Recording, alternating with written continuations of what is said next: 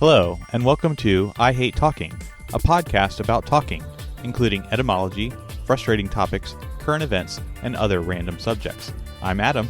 And I'm Steph. We are married, and we invite you into these discussions with us as we talk about the good and the bad of talking. We hope you enjoy today's episode.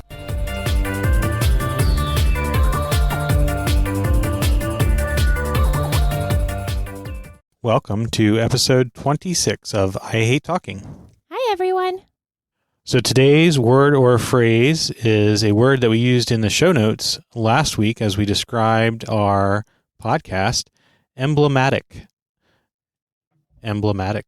I don't know what that means. And I think it is, at least in usage that I've heard recently, becoming more frequently used. I don't know if that's just because of the circles that I'm in, or if it actually is gaining popularity. Or you're more aware of it, maybe. Or it's the frequency bias now that I've been listening for it, that I'm hearing it more often. But basically, it serves as a symbol of a particular quality or concept. And the root word emblem, it would be something that you could consider that if something is emblematic of how it is in general, that a particular thing is an emblem of how that thing either represents the quality or concept of that symbol. So we used that in the show notes last time because we were all over the place in terms of our subject matter, and that was emblematic of our podcast in general. Okay, awesome. So you haven't heard that word used ever, or have you seen that increase in usage over the last couple years? Yeah, I would say I've never heard the word. In full disclosure, I've never read the word, which means I didn't read our show notes. And there you have it. So maybe now we are proliferating the usage of emblematic just because we are using it as a description of our podcast. There you go. And I'll read the description next week, I promise. Indeed. This last week, I was able to go away for a little mini retreat, if you want to call it that. And I went to a conference, and it was geared towards moms, and specifically for homeschool moms. And there were amazing authors that were there speaking, and I loved just gleaning information from them.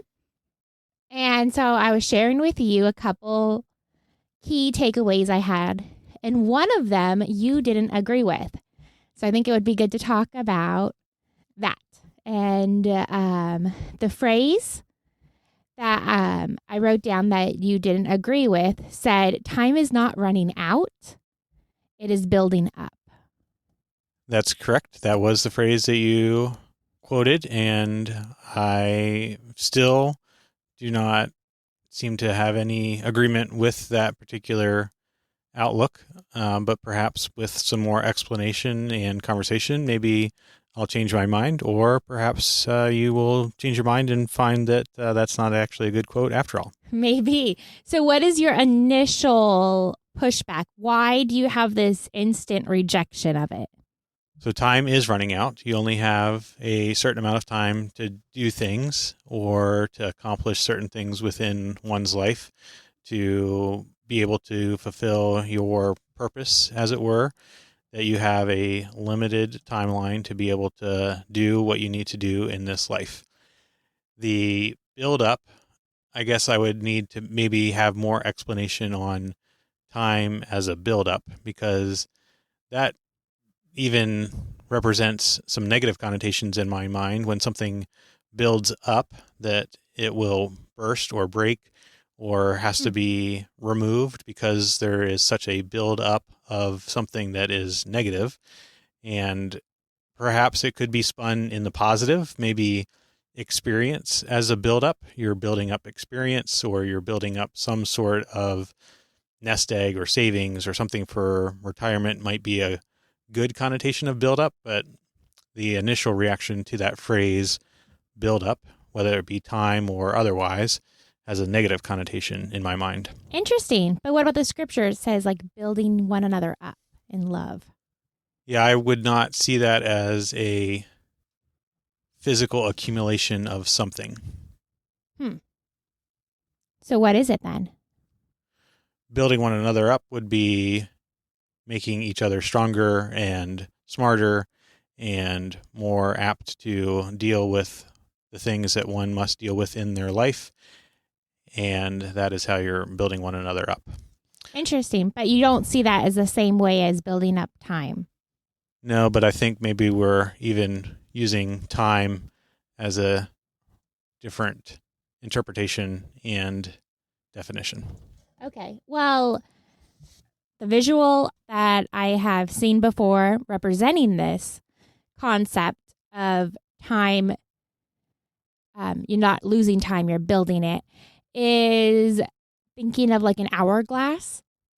And with the sand that goes through the hourglass, people will be like, oh, look, we're running out of time when they see that top part that's getting lower. But if you think of each one of those grains of sand building up, and you're actually building that relationship, you're building that experience, you're not losing anything, you're actually gaining the experience or relationship.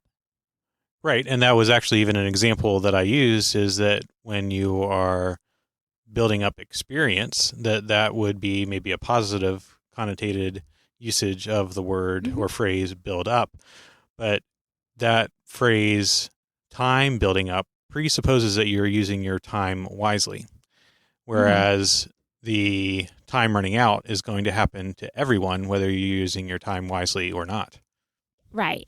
And I think in general, they're not saying like how many hours of the day or something. They're using it, again, it was a conference for moms, and it was trying to be encouraging for our relationship with the children and as a family.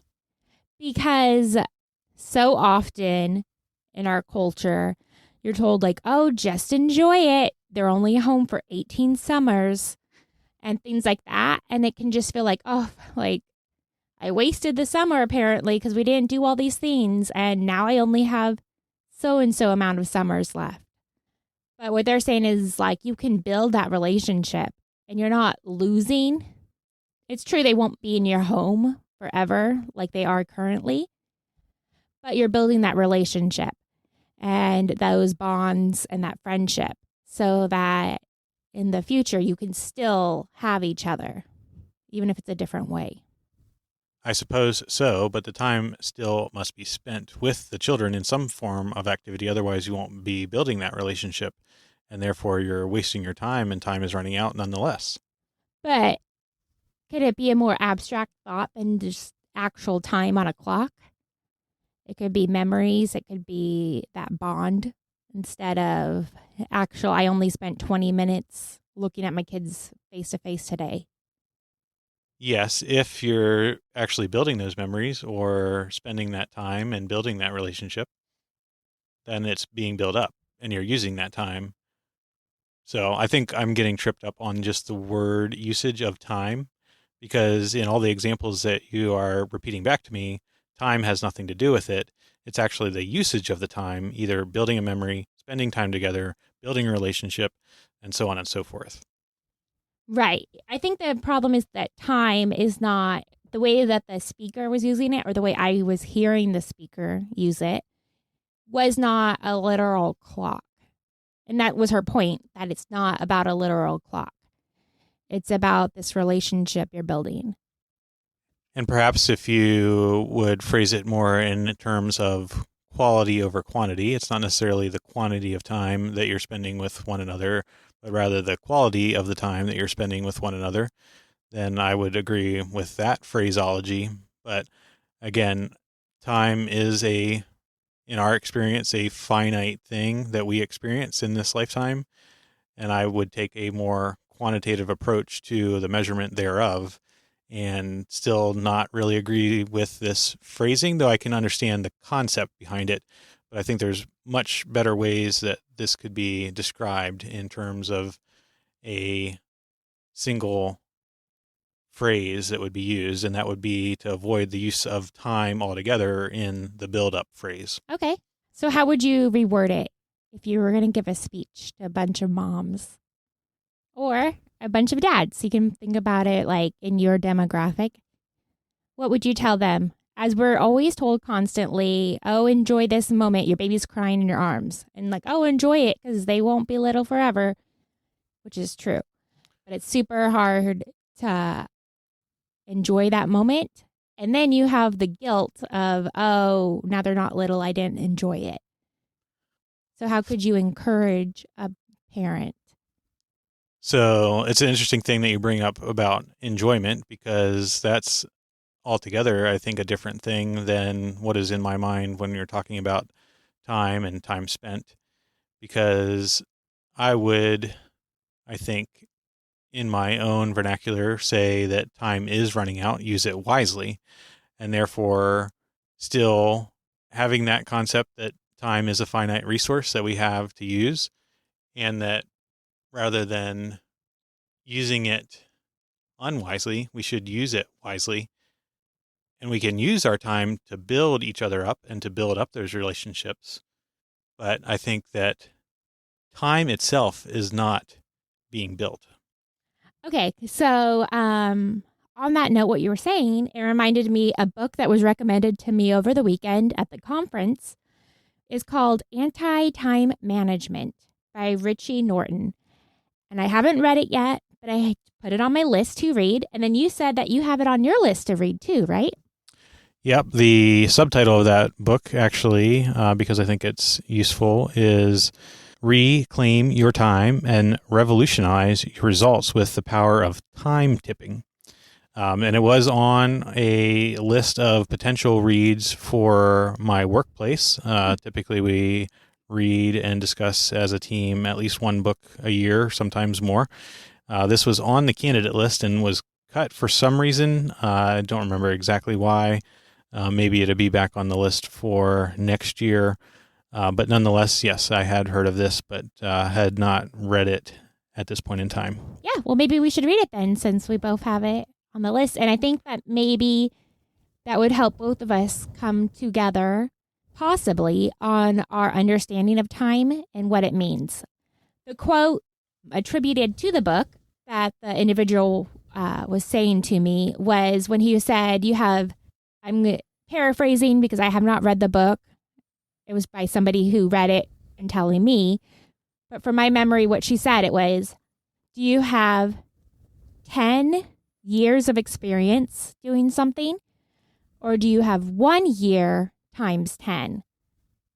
And I just like that thought of we're building, right? We're not just doing the same thing over and over for the sake of doing it. We are intentionally building our experience, building our relationships, building our muscles, building whatever we're doing. And we can do it intentionally, or we can do it haphazardly or not even paying attention at all. And the outcome will probably be less successful or less ideal.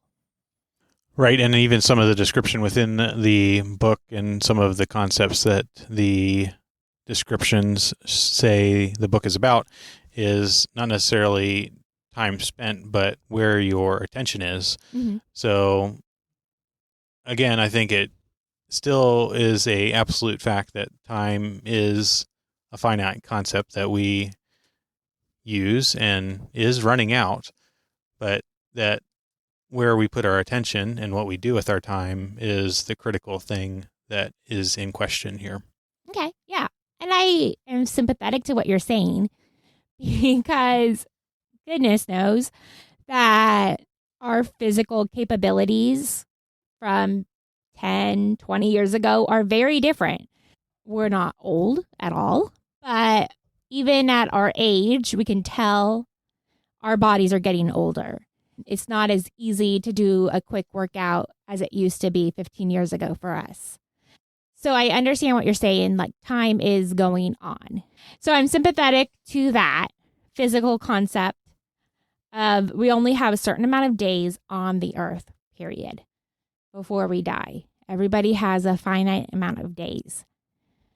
But I think it's more of an abstract idea of what are we doing with that? Are we going to sit there and meditate on that and what we're losing? Like, oh, I did not work out today. I lost some muscle and I'm really bummed that I messed up. So I'm going to be really grumpy about that. Or can I move on and say, tomorrow I can pick up where I left off and keep trying? Or I could be grumpy still and say, well, I'm going to eat that Oreo because I might as well. I messed up yesterday. I'm going to mess up today. It doesn't matter. And so I think that's where the intentionality comes in is, are we dwelling on what we're losing or are we dwelling on what we're gaining in that process? And I do think that's also maybe something that I'm bumping up against when I'm considering these things in these little snippets or in some of these concepts that these people and authors are describing, is that there is some sort of final destination with contentment where you are arriving at a particular achievement that you have dreamed of, which I'm all for setting goals and making sure that we are doing things in a way that we are on a path forwards and upwards. However, I think I disagree perhaps with their basic premise of the worldview that they will at some point arrive and be completely content in their achievements. Because I don't think that's true. I think that at some point we can experience those little successes, but that we will never experience true contentment in this lifetime from a one singular pinnacle achievement. Right. Yeah. I agree with that. And I don't know if that's my takeaway. That I don't feel like that's what these individuals are saying, or that's not the way I've taken it, if that is what they mean. Because I agree with you. I don't think that there's this like utopia, euphoric moment in time where like you've gotten to the best part of your parenthood or your career or your physical fitness or anything like that. Like, or your best sourdough bread. You know, like you can have great sourdough bread and it might be the best one you've ever made, but you can keep going. There might be more, or like you might make a better one later. I don't think that there's like this aha moment here on earth while we're still alive. But I don't think that that means that we can't think positive and instead of dwelling on what we're losing, dwelling on what we're gaining in the process. Yeah, I guess it's somewhat of a outlook, right? Whether you're looking at things positively in terms of what you are doing with your time and what you are achieving versus a negative outlook with what you may be missing because you didn't meet a certain time requirement or particular achievement. But the reason that I mentioned some of those things is that there's some quotes in the description of the book, even, which I guess we have to read it to actually determine if this is even a accurate description of the book. Mm-hmm. But one of the things that it says is, what would life look like today if you had already achieved what you wanted? How does the author live with no regrets, and how attention, prioritization, and time creation are learning skills despite hardships? So there is a mix there of where this person is experiencing hardships and maybe using some of these particular skills and outlooks to overcome those things. But also, I think there's a little bit mixed in there with not having any regrets or living in a way that you've already achieved what you wanted. Again, that may be an outlook thing, or it may be that they have this actual pinnacle of success that they consider complete. And I don't think that you could find true contentment in necessarily whatever that particular thing is. Yeah, interesting. That's interesting. I can definitely see that. And I understand where you're coming from then on that. I think maybe part of it too is the difference. I heard someone recently talk about the difference between an optimist and somebody who's hopeful. Would you have, off the top of your head, do you think there's a difference between an optimist and a hopeful person? And if so, what would you think that the dividing line would be on them? Yeah, I think there's probably some nuance there. I would have to maybe think a little bit more about it or even look up some definitions, but I think the hopeful person is perhaps trusting in something that they're hoping in. whereas maybe the optimist is more just generally has a rosy outlook on things, and that's not necessarily based on any reality or fact, but maybe the hopeful person is actually looking to something just besides their pure outlook on a particular situation. Versus the pessimist, which is, I think, the often quoted opposite of the optimist. And then there's a third category, which I consider myself the realist. No. No. So when I was hearing this person talk about an optimist versus someone who's hopeful, an optimist would have like rose colored glasses on. They would be like, it's all going to work out. No problem. Like Pollyanna, and just ignore any negatives. Where a hopeful person is not ignoring the negatives, but they're still, it's hard not to use the word hopeful. They're still assuming or believing. They're believing that it's going to work out versus just like a bulldozer. Everything's good. It's working out. This person says it's tough, but I believe it's going to work out. So one's more of like a belief system versus an outlook. Yep, I think there is definitely some truth to that, and that, again, maybe that realist category could be somebody that is hopeful because they are looking at reality and not just glossing over things, or, like you said, wearing rose-colored glasses and ignoring some of the hardships within life, but they still can remain hopeful and have that positive outlook on life. So that would be, I think, again, not necessarily just purely the outlook, whether that's positive or negative, but where the outlook is coming from in terms of just ignoring reality or accepting reality, but still being positive for the future. Right. And I think like the opposite of that is like a pessimist would be similar to an optimist, right? Where they just bulldoze it all. Like it's all terrible. And like a cynic, if you're cynical, then you have a belief that this is bad or that people aren't trusted or that sort of thing. So I feel like a cynic and a pessimist, that's the opposite of a hopeful person versus an optimistic person. On the reverse side, you have the cynic or the pessimist.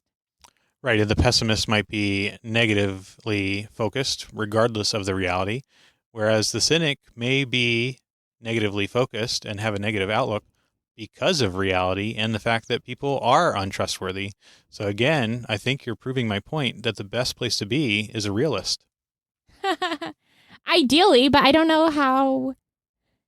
I feel like almost in everything, it's better to be the middle ground. Very rarely do I see one side or the other of anything as a good thing. So, yes, as a stance, I would like a realist. I would like somebody in the middle ground. But I also think that's really hard to do, and most people don't do it. And I think that my point with being a realist is that in some occurrences, there is going to be a valid reason to be a cynic and have a negative outlook on a particular situation.